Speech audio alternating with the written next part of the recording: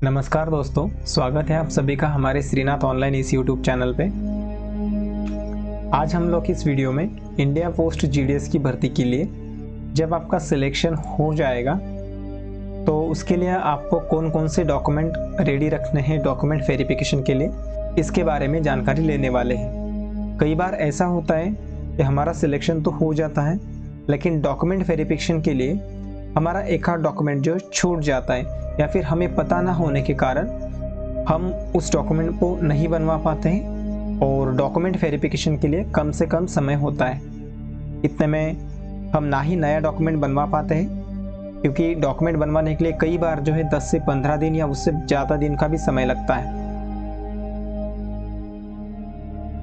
तो इसलिए हमें अगर पहले से ही पता हो कि कौन कौन से डॉक्यूमेंट बनवाने हैं तो हम उसे पहले से ही बनवा ले सकते हैं, या वह डॉक्यूमेंट यदि फिलहाल इस समय हमारे पास नहीं है तो हम उससे बनवाने के लिए आवेदन भी कर सकते हैं। तो आज का यह वीडियो इसी के ऊपर होने वाला है। तो चलिए गाइस, शुरू करते हैं आज का यह वीडियो। साथ ही मैं आपको इस वीडियो में एक टिप भी देने वाला हूं, तो आप जो है इस वीडियो को स्किप ना करते हुए बिल्कुल पूरा देख लीजिए।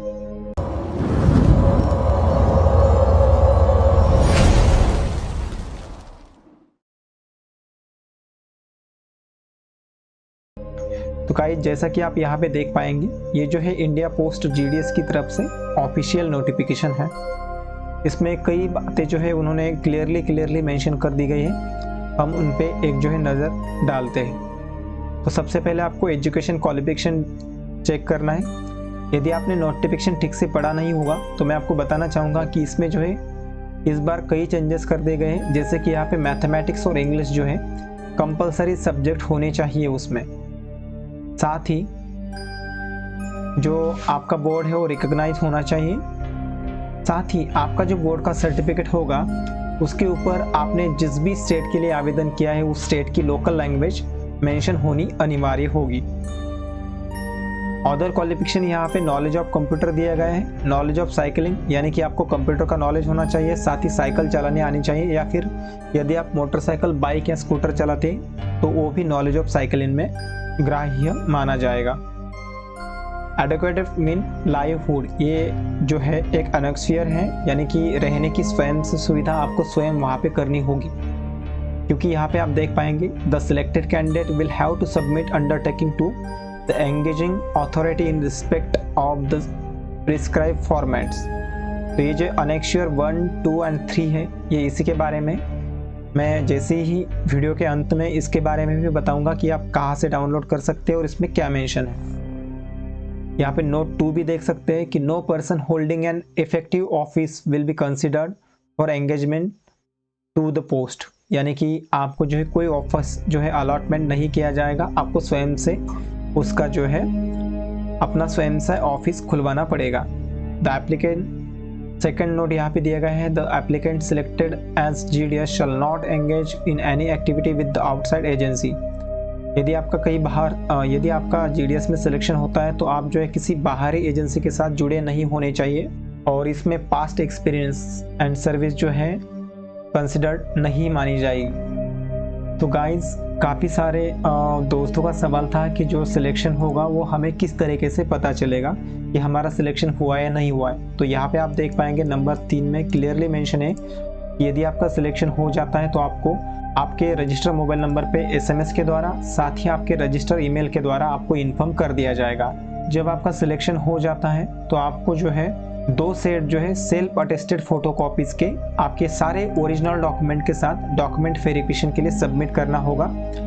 आप देख पाएंगे यहाँ पे the shortlisted candidate will be allowed total 15 days, यानी कि आपको 15 दिन का समय दिया जाएगा डॉक्यूमेंट वेरिफिकेशन के लिए, आपका रिजल्ट लगने के बाद और आपका सिलेक्शन हो जाने के बाद।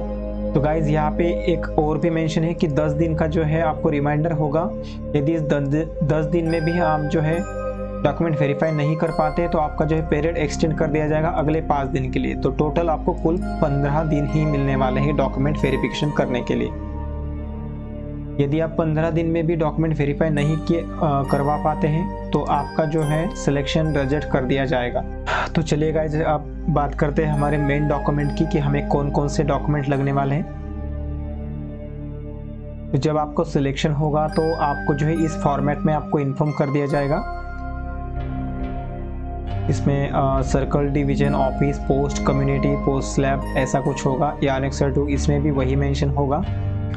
ये जो अनेक्सर 2 है वो आपको यहाँ पे साइन करके उनको प्रोवाइड करना है। अब मैं आपको वीडियो के अंत में ये भी बताऊंगा कि आप कहाँ से डाउनलोड कर सकते हैं सारे अनेक्सर, तो आप बिल्कुल निश्चिंत रहिए। ये जो अनेक्सर 2 है वो इसके बारे में है कि आपको जो है स्मार्टफोन, लैपटॉप हैंडल करने का, इस तरीके के डिवाइस जो चलाने का ज्ञान है।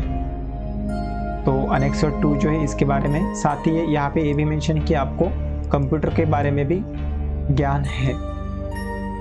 उसके बाद अनेक्सर 3 जो है वो डिक्लेरेशन है कि आपको जो है साइकिल या बाइसिकल चलानी आती है एज अ ड्यूटी जीडीएस के तौर पर, और साथ ही आपको जो है राइडिंग का नॉलेज है, बाइक, मोटरसाइकिल या स्कूटर राइडिंग का नॉलेज है। इसमें आपको सिग्नेचर करना है, आपका नाम रहेगा, आपका एड्रेस रहेगा, यहाँ पे आपका प्लेस और आपकी डेट रहेगी। सेम उसी तरह यहाँ पे भी वही रहेगा। और यहाँ पे जो है एक 4th अनेक्सर है जो कि यहाँ पे आपका नाम रहेगा, यहाँ पे आपका पिताजी का नाम रहेगा या वाइफ का नाम रहेगा कि आप जो है hereby undertake to declare that I will have to other source of income beside the TRCA and allowance to be paid by the government to support live food for myself and my family in the event of my engagement to the post of ग्रामीण डाक सेवक, BPM, ABPM डाक सेवक।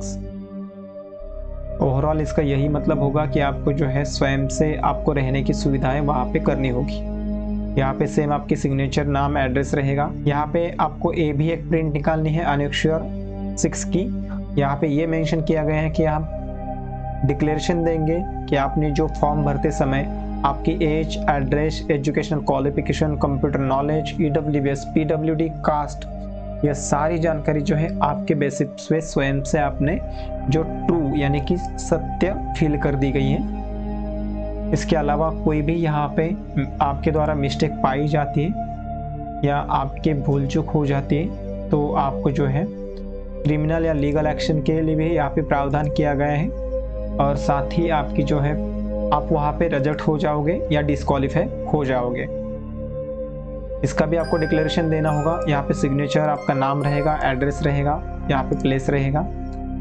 उसके बाद ये annexure 7 आता है। इसमें क्लियरली मेंशन किया है कि आपको क्या क्या इसके साथ अटैच करना है।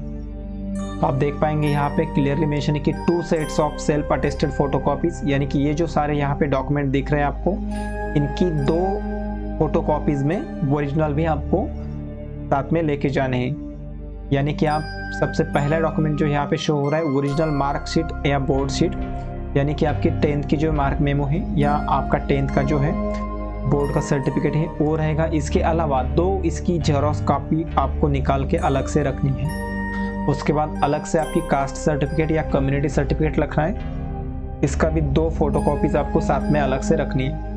यदि आप PWD कैटेगरी के अंदर है तो PWD certificate, original transgender certificate, original date of birth proof. यहाँ पे हो सकता है आप जो है 10th की जो बोर्ड की सर्टिफिकेट जो है जिसमें आपकी डेट ऑफ बर्थ मेंशन होगी, इसको भी चाहे तो यूज़ कर सकते हैं, और ओरिजिनल मार्क के साथ आप जो है ओरिजिनल मार्क मेमो यूज़ कर सकते हैं। उसके अलावा आपको मेडिकल सर्टिफिकेट चाहिए होगा, जो कि मेडिकल सर्टिफिकेट मेडिकल ऑफिसर के द्वारा इशू करवा दिया जाएगा, जो कि गवर्नमेंट हॉस्पिटल के होने चाहिए। तो आपको गवर्नमेंट हॉस्पिटल के जो भी डॉक्टर है उनसे आपका मेडिकल सर्टिफिकेट बनवाना है, और उसकी भी 2 कॉपीज फोटोकॉपीज निकाल के इसमें आपको सेट में अलग से रखनी है। तो इस तरीके की आपको डॉक्यूमेंट रखने हैं।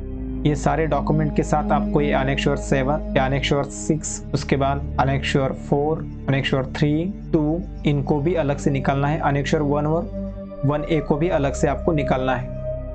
अब गाइज मैं आपको बताता हूँ कि ये जो डॉक्यूमेंट है आपको कहाँ से, ये जो अनेक्सर 1, 2, 3, 4 है वो कहाँ से आपको डाउनलोड करना है। तो गाइज आपको सबसे पहले इंडिया पोस्ट के ऑफिशियल वेबसाइट पे आना है, जिसकी लिंक मैं आपको डिस्क्रिप्शन में दे दूंगा।